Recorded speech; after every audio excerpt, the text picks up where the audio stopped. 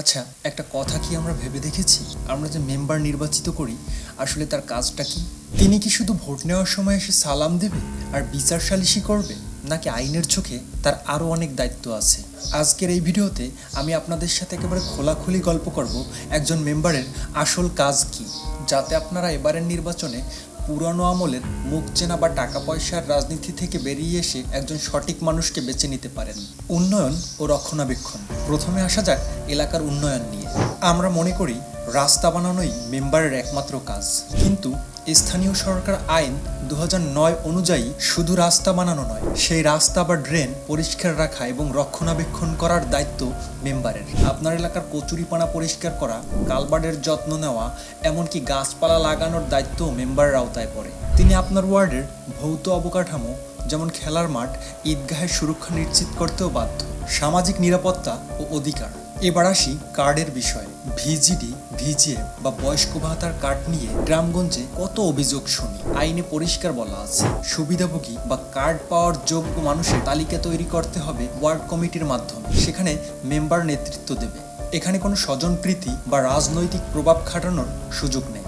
যদি যোগ্য লোক বাদ পড়ে আর সচ্ছল লোক কার্ড পায়, তাহলে আপনি সরাসরি কৈফিয়ত চাইতে পারেন, কারণ এই তালিকা তৈরি করার সময় জনগণের অংশগ্রহণ বাধ্যতামূলক। গ্রাম আদালত ও নতুন আইন 2024।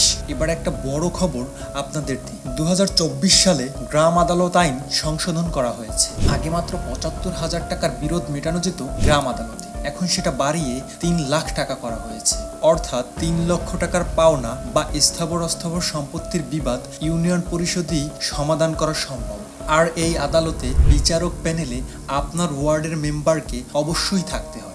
ভাবুন তো একবার, আপনার ওয়ার্ডের মেম্বার যদি আইন না বোঝে, পক্ষপাতিষ্ঠ হন, তবে আপনি কি সঠিক বিচার পাবেন? তাই ভবিষ্যতে এমন মানুষকে মেম্বার বানাবেন যিনি আইন বোঝে এবং ন্যায় বিচার করতে পারবেন।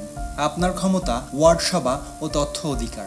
এখন হয়তো ভাবছেন, মেম্বার যদি কাজ না করে তা আমরা কি করব? ভাই, আপনার হাতে বিশাল ক্ষমতা আছে। প্রতি বছর মেম্বারকে আপনার এলাকায় অন্তত 2 বার ওয়ার্ড সভা ডাকতে হবে। সেই সভায় এসে মেম্বারকে হিসাব দিতে হবে গত 1 বছরে কত টাকা বরাদ্দ এলো আর কোথায় খরচ হলো। এটাকে বলে পার্টিসিপেটরি বাজেটিং বা জনগণের অংশগ্রহণে বাজেট তৈরি। এছাড়াও তথ্য অধিকার আইন 2009 ব্যবহার করে আপনি যে কোনো সময় জানতে পারবেন একটি রাস্তায় কত টাকা বাজেট এসেছে। মেম্বার যদি তথ্য না দেন, তাহলে তিনি অপরাধী হিসেবে গণ্য হবেন। পুরনো ধারার রাজনীতি বদলাতে হলে আমাদের সচেতন হওয়া দরকার।